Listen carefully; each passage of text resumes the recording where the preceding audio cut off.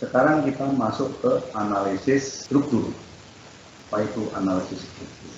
Penulis kitab suci menuliskan itu karena mau menyampaikan pesan pada pembaca, kepada kita semua. Dan pesan itu bisa dipahami dengan baik kalau kita juga melihat konteksnya.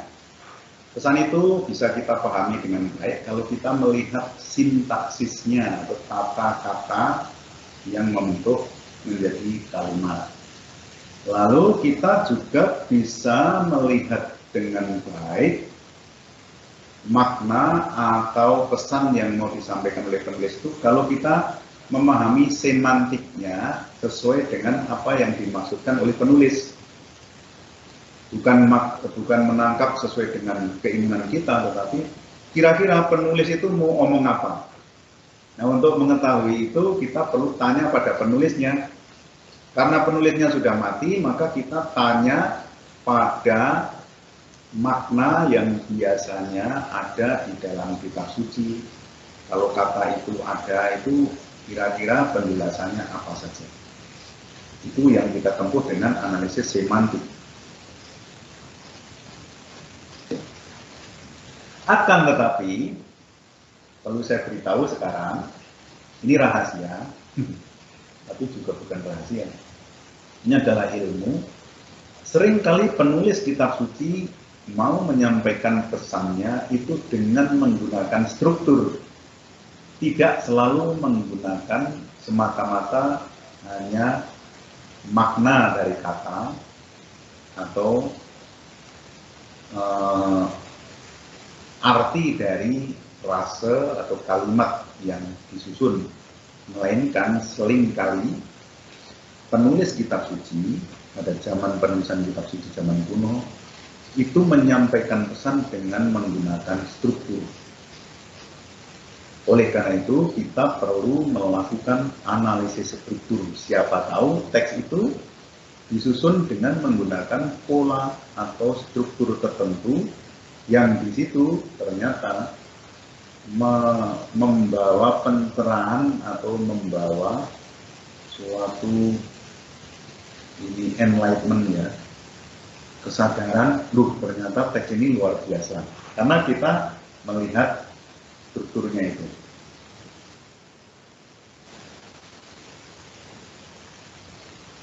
Apa itu struktur nanti akan kita lihat.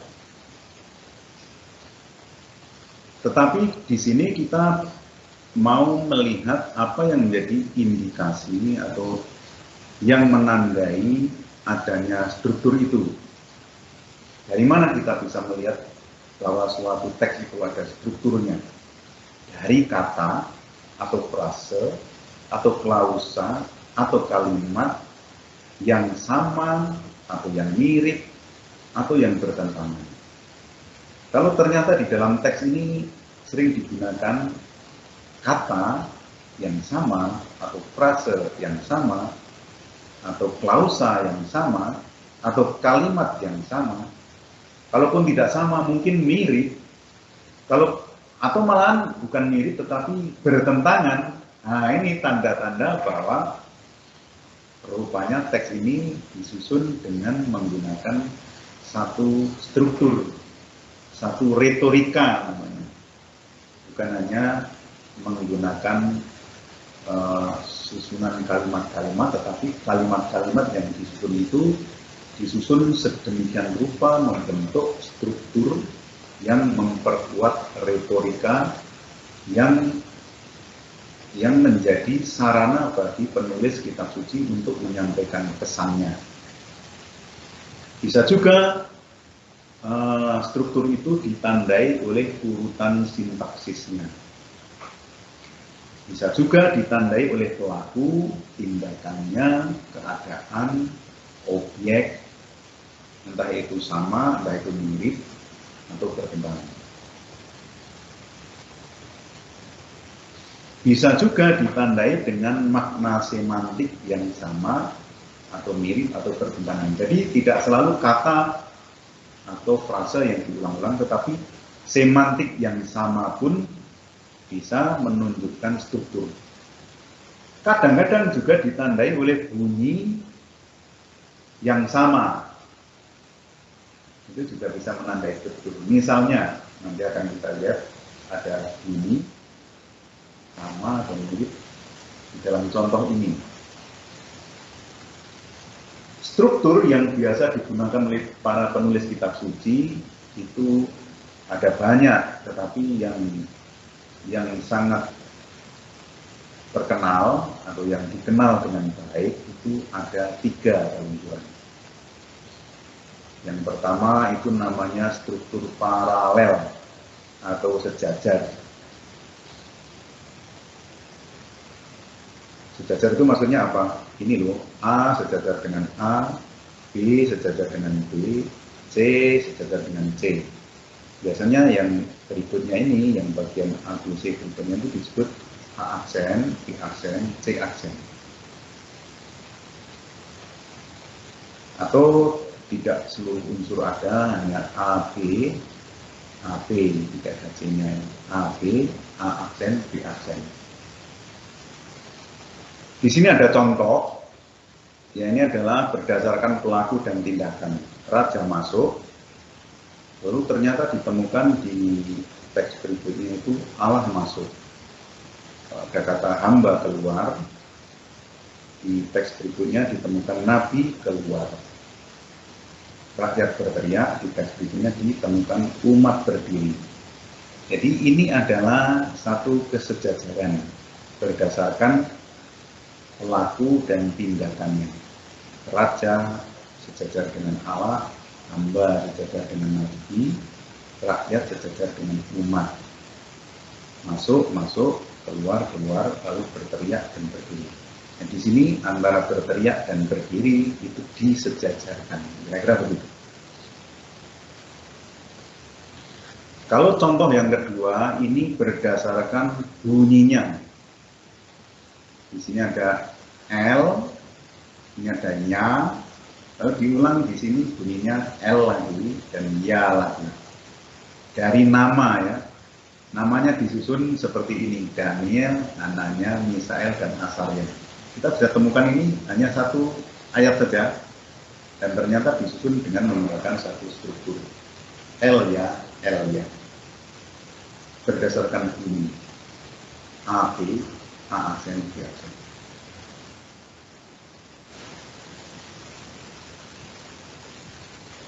Yang kedua adalah struktur konsentris. Struktur konsentris itu struktur yang unsur-unsurnya itu bersama-sama membentuk satu pusat di tengah-tengah.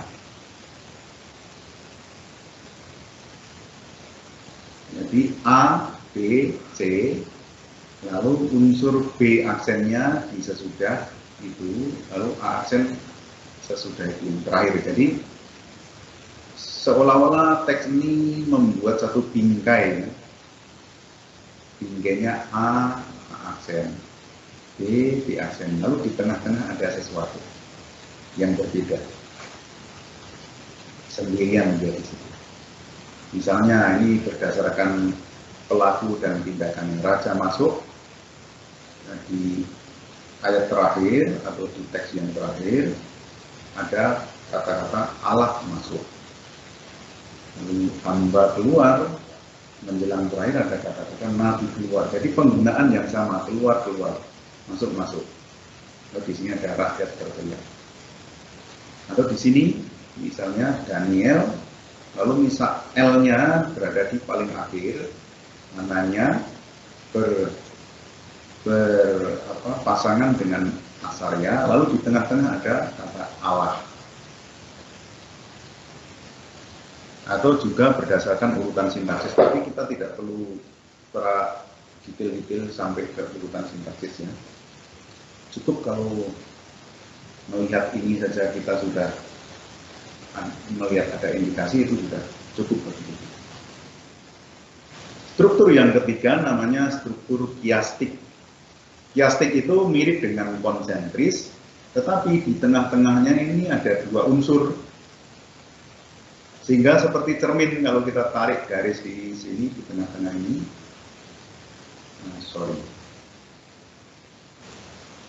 Misalnya kita tarik garis di tengah-tengah ini, akan muncul seolah-olah seperti cermin. Nah ini seperti bercermin saja. Antara bagian atas dengan bagian bawah ini sama, identik ya.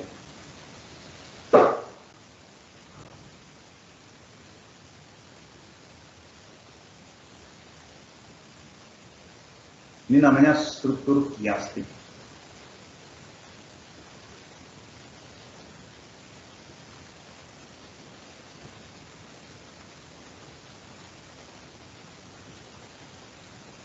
Kalau kita membaca struktur kiastik seperti ini, seolah-olah kita membaca cukup setengah saja.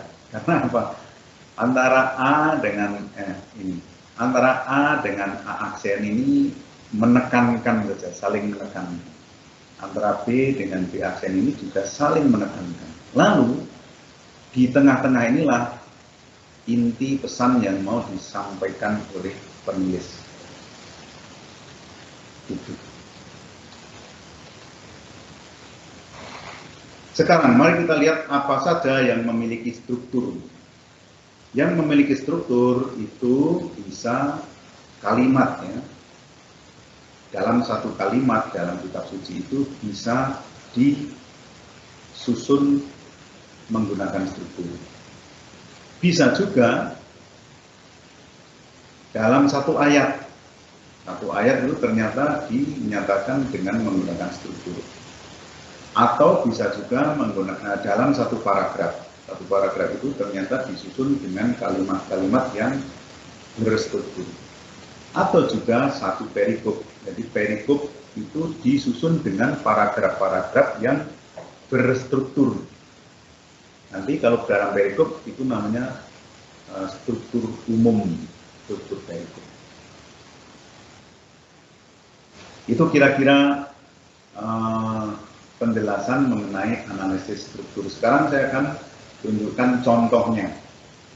Bagaimana itu contoh analisis struktur.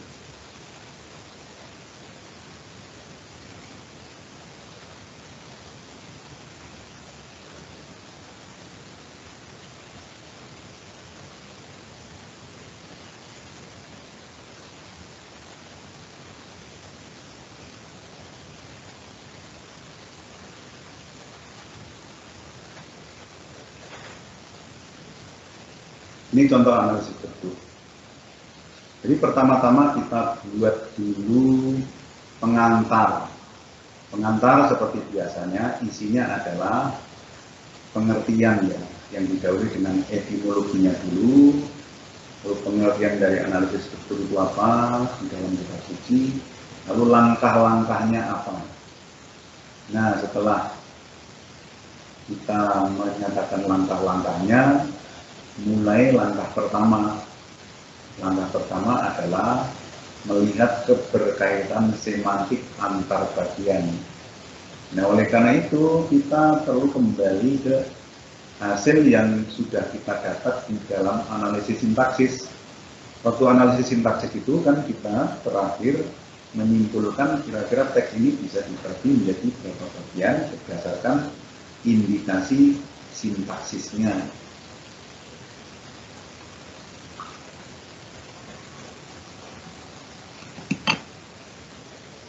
Dari pembagian itu kita angkat ke sini, lalu kita buat tabel seperti ini. Tapi sebelumnya diberi keterangan ya, tabel ini maksudnya apa, kolomnya berapa, lalu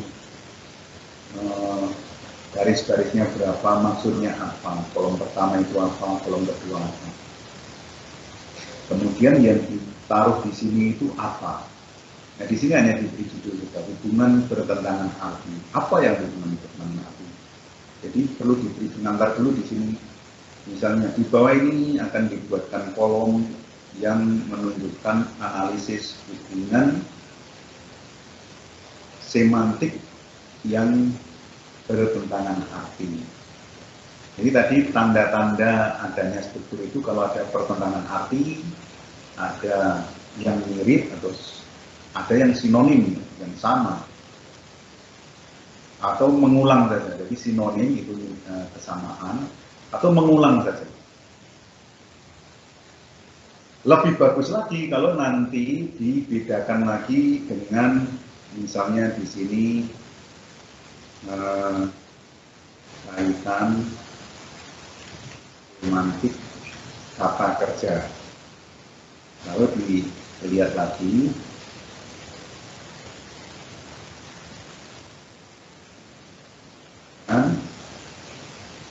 kaitan semantik kata kerja. Lalu kaitan semantik frase. Nah, ini bisa dibedakan lagi. Di sini bisa hubungan yang misalnya yang sama dulu ya, pengulangan. Yang kedua, trik atau sinonim. Nah, itu pertentangan. Itu juga dengan yang kata benda, yang ini kan kata kerja. Yang kata benda pun kita bisa melihat mungkin ada yang mirip, ada yang pertentangan. Begitu juga dengan frase pun ada yang pengulangan, ada yang mirip, dan ada yang pertentangan.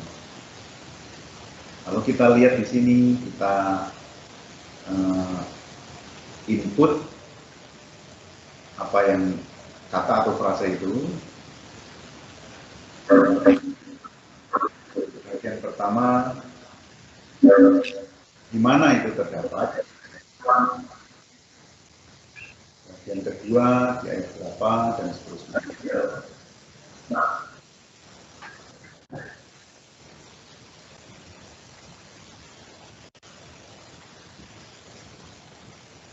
Bagian ketiga di ayat berapa.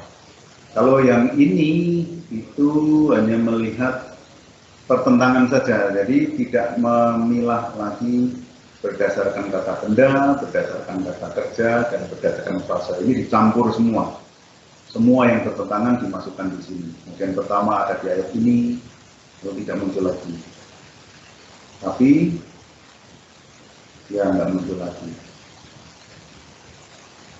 Kalau tidak muncul, kenapa dia dimuat? Jadi kalau ada perulangan itu kan mestinya dimuat. Yang bertentangan ini dimuat. Oh, ini begini.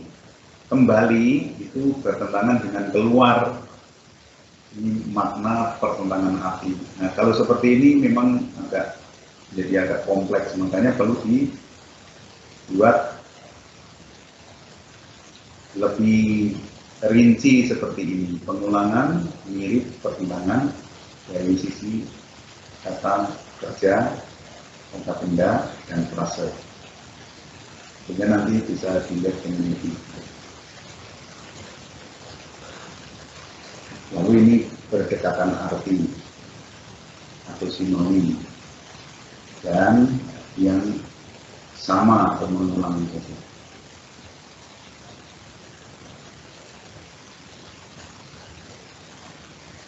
Setelah kita lihat kaitan semantik itu, mana yang bertentangan, mana yang mirip, mana yang mengulang data, kemudian kita mulai memberikan fungsi dan judul dari tiap bagian itu. Karena apa? Dari pengulangan-pengulangan atau bagian-bagian yang sudah kita data ini, maka akan ketahuan kira-kira frase apa saja atau kata apa saja yang sering muncul di bagian pertama. Misalnya di bagian pertama ini yang sering diulang adalah frase melihat. Maka nanti judulnya itu akan berkaitan dengan melihat. Bagian ketiga, frase yang sering diulang atau yang bertentangan itu adalah berteriak atau tokoh tertentu. Yakub. Maka bagian ketiga ini diberi judul berkaitan dengan Yakub. Itu cara-cara kita menganalisis, melihat kira-kira ya bagian itu harus diberi judul apa, lalu hubungan masing-masing apa, apakah hubungannya itu menjadi hubungan kronologis, berurutan, atau hubungan menjadi pembuka, menjadi penutup, lalu menjadi pokok persoalan dan seterusnya. Dan kita lihat dari analisis. Dan terakhir, menentukan, setelah melihat fungsi dan judul masing-masing, menentukan strukturnya, polanya. Nah, di sini contohnya ya ini. Contoh ini bukan contoh yang sempurna ya, jadi hanya semacam ilustrasi saja. Di sini misalnya bagian pertama ditemukan karena di sini ada melihat, lalu diulang lagi melihat, lalu di tengah-tengah ada mempersoalkan sesuatu, kemudian ini diberi strukturnya A, B, A aksen. Ini adalah struktur konsentris. Lalu dijelaskan. Di sini bagian kedua, karena di sini melihat mulutnya berbusa, lalu di sini diulang lagi mulutnya berbusa. Roh itu membandingkannya, dan di sini ada karakter pelampung ke tanah, maka ini diidentifikasi sebagai A dan A aksen. Lalu di sini ada satu pesan yang dianggap penting. Ya, bagian ketiga begitu juga. Lalu ini ada 3 unsur ya, A, B, C, B aksen dan A aksen. Lihatnya dari mana? Goncang-goncang, menggoncang-goncang, di atas juga ada menyeret. Jadi ini mirip ya, hubungannya mirip. Katamu jika engkau tak dapat, lalu di sini yang bagian kedua menegur roh jahat. Ini seperti kemiripan Yesus yang omong seperti ini, tapi ini pada orang itu, dengan di sini Yesus yang menegur. Lalu di tengah ada kata aku percaya, tolonglah aku yang tidak percaya. Ini adalah suatu pesan pusat dari situ. Lalu ini ada ditemukan paralel ya. Bertanyalah mereka, lalu mengusir roh, lalu ini bertanya, ini mirip dengan atau bertentangan dengan jawab kepada mereka. Lalu ini ada kata usir, diusir kepada dengan itu. A, B, A, aksen, B, aksen. Lalu struktur keseluruhan, nanti dicari struktur keseluruhan itu, ini kan bagian pertama, bagian kedua, bagian ketiga, bagian keempat. Kita perlu lihat juga, seluruh bagian ini kira-kira memiliki struktur atau tidak. Caranya sama dengan tadi. Itulah kira-kira